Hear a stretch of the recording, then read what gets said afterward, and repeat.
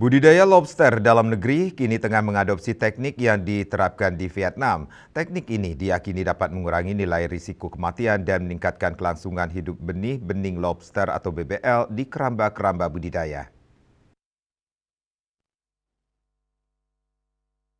Pengembangan budidaya lobster di perairan Jembrana, Bali yang merupakan hasil kolaborasi pelaku usaha dua negara ini diharapkan bisa ditiru oleh pembudidaya lain di Indonesia sehingga transformasi budidaya lobster nasional bisa segera terwujud. Sistem budidaya lobster di Jembrana mengadopsi teknik yang diterapkan di Vietnam berupa penggunaan kerangkeng dan pemeliharaan di bawah laut. BBL juga mendapat treatment khusus seperti penyegaran, seleksi, dan kontrol benih di instalasi karantina sebelum dilepaskan ke keramba budidaya. Juru bicara PT Adovin Aquaculture International Adinda Kresela mengatakan perusahaannya berkomitmen untuk menanamkan investasi sebesar 4 juta US dollar per tahun dengan total mencapai 20 juta US dollar selama 5 tahun.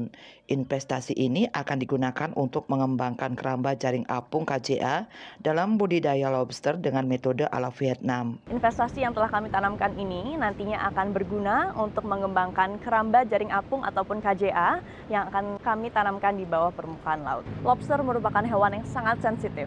Untuk itu, transfer teknologi ataupun pengetahuan yang kami dapatkan dari Vietnam ialah untuk bagaimana kami menggunakan KJA sebagai medium untuk pembudidayaan benih-benih lobster kami dan kami tenggelamkan dalam kurang lebih 3-7 meter. Ini merupakan teknologi yang dapat bermanfaat bagi lobster. Kenapa? Karena satu, kami harus menjaga salinitas dari airnya. Teknologi ini akan bermanfaat untuk melindungi lobster dari terpaan curah air hujan ataupun air tawar yang mampu menurunkan salinitas dari air itu sendiri. Dan yang kedua, pastinya untuk melindungi lobster dari terpaan angin kencang ataupun angin barat. Dalam satu long line kami memiliki kurang lebih 10 keramba ataupun 10 keranjang yang terbagi menjadi 3 ukuran, yakni small, medium, and large.